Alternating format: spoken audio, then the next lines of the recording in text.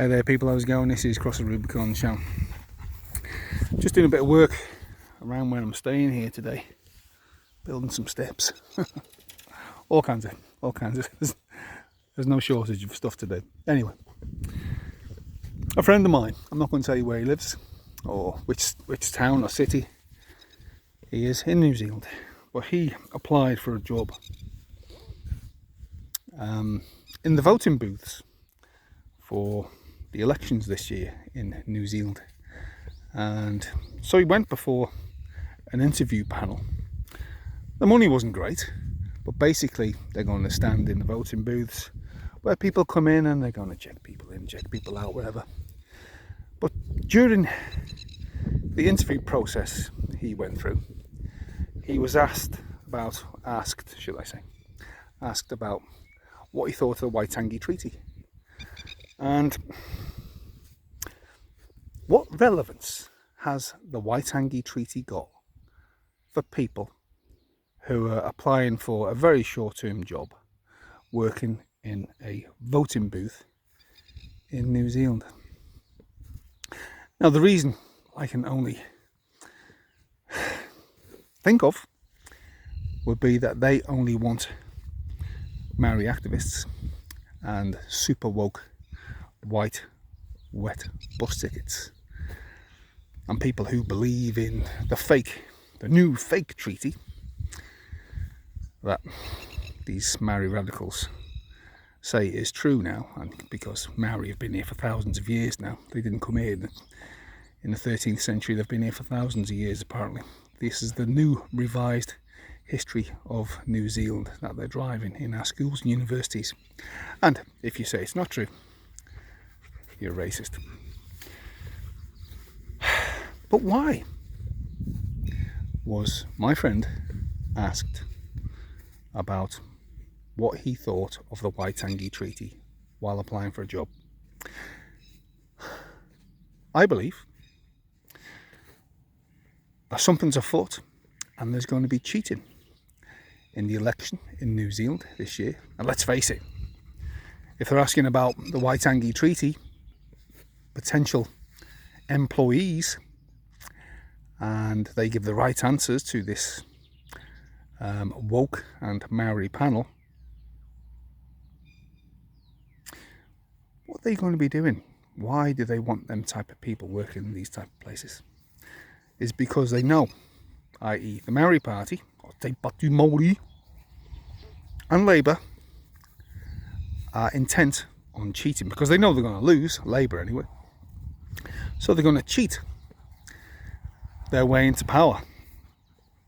I think Labour and National, you can't put a cigarette paper between them. Myself, ACT, New Zealand First, they're all the same. I don't care what individuals say, I think it's all a crock anyway, including Winston Peters, because he said it all before, hasn't he? But yeah, I think cheating is going to happen in New Zealand elections this year. I also believe, on a much bigger scale, there's going to be huge cheating in the United States as well. Because talk is on social media, not on the mainstream media obviously, but the talk is on social media, the channels that I watch, there's another pandemic coming down the road. And guess what? It's going to be just in time for the United States elections in the United States, where the Democrats are going to rely on postal voting, and they can cheat, like I believe, again, and keep that bloody idiot that is supposed to be the president of the free world in power, because he's so corrupt, the family are so corrupt, that they can, well, make him do anything. And if the other man, the leading contender, who they're trying to put in prison by trying to fit him up with anything, you know who I'm talking about, DT, the big man himself, I won't mention his name. If he gets in power, well, there's going to be a whole lot of trouble, isn't there? There's going to be a whole lot of trouble for these globalists. The WEF, BlackRock Vanguard, United Nations, World Health Organization, all these people that gave us that over the past 3 years, all the corruption. I think DT just might expose a lot, and I don't think it's beyond the deep state, the industrial military complex in the United States, not to attempt, or to attempt should I say, a JFK on him. I wouldn't be surprised, because they're going to stop at nothing to prevent DT from becoming the president of the free world again. They need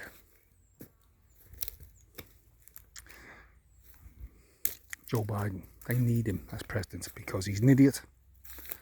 He's corrupt. He's corrupted. They've got him by the ghoulies, basically. Who's got him by the ghoulies? A lot of countries. Ukraine, China, take your pick. Take your pick. And he will do anything. So they need him to carry out their agenda of taking away our freedoms. Okay. I think I've said enough. What's interesting though, my friend in New Zealand, who went for an interview just to work in a polling booth, was asked what he thought about the Waitangi Treaty. Isn't that strange, don't you think? I think cheating's going to happen this year. A lot of cheating. Because let's face it, if Te Pāti Māori, if they get like, I don't know, 5-10% of the vote, which is very unlikely, who's going to call them out on it? Because, well, calling them out on it is racist. That's where we are in New Zealand. The media work for the government. I don't think it's even the government of the time. They work for the Labour government. And they work for the Maori Party. The Maori Party will deny this, obviously. And so will Labour. But they do. The media will never ever criticise Maori elites, the Maori Party, Labour, ever. And the media will attack anybody who does criticise them. So there's something wrong, something stinks. Well, a lot stinks in New Zealand, unfortunately. We'll see what happens, eh? See what happens this year. Okay, this is Cross the Rubicon. Please like, leave a comment, subscribe to my channel, share this video everywhere. See you later.